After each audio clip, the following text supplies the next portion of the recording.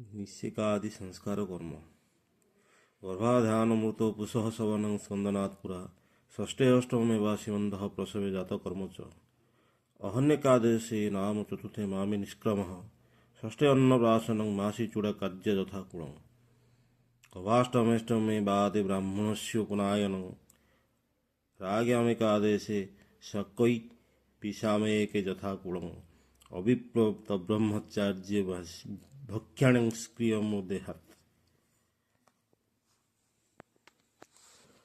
অর্থাৎ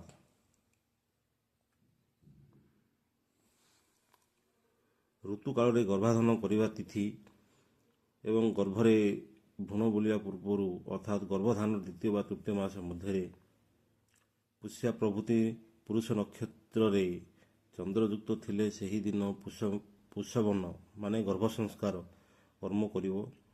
ଷଷ୍ଠ ମାସ କିମ୍ବା ଅଷ୍ଟମ ମାସରେ ପୁଷ୍ୟା ପ୍ରଭୃତି ପୁରୁଷ ନକ୍ଷତ୍ର ଚନ୍ଦ୍ରଯୁକ୍ତ ଥିଲେ ସେହି ଦିନ ଗର୍ଭ ସଂସ୍କାର କର୍ମ କରିବ। ସନ୍ତାନର ଜନ୍ମ ସମୟରେ ଜାତକର୍ମ ଓ ଜନ୍ମଠାରୁ 11 ଦିନରେ ନାମକରଣ କରିବ। ଚତୁର୍ଥ ମାସରେ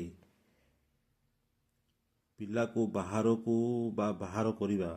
ଷଷ୍ଠ ମାସରେ ଅନ୍ନପ୍ରସନ୍ନ ଅର୍ଥାତ୍ କ୍ଷୀରଖିଆ କର୍ମ କରିବ।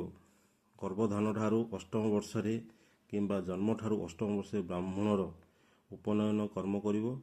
କ୍ଷତ୍ରିୟମାନଙ୍କର ଏକାଦଶ ବର୍ଷରେ ଓ ବୈଶ୍ୟମାନଙ୍କର ଦ୍ୱାଦଶ ବର୍ଷରେ ଉପନୟନ କର୍ମ କରିବ। ମତାନ୍ତରରେ କୁଳବିଧି ଅନୁସାରେ ଉପନୟନ କର୍ମ କରିବ। ତାପରେ ଅକ୍ଷୁଣ୍ଣ ବ୍ରହ୍ମଚାର୍ଯ୍ୟ ଧାରଣ କରିକି ସୁଲକ୍ଷଣା ସ୍ତ୍ରୀକୁ ବିବାହ କରିବ। ଜୟ ଜଗନ୍ନାଥ।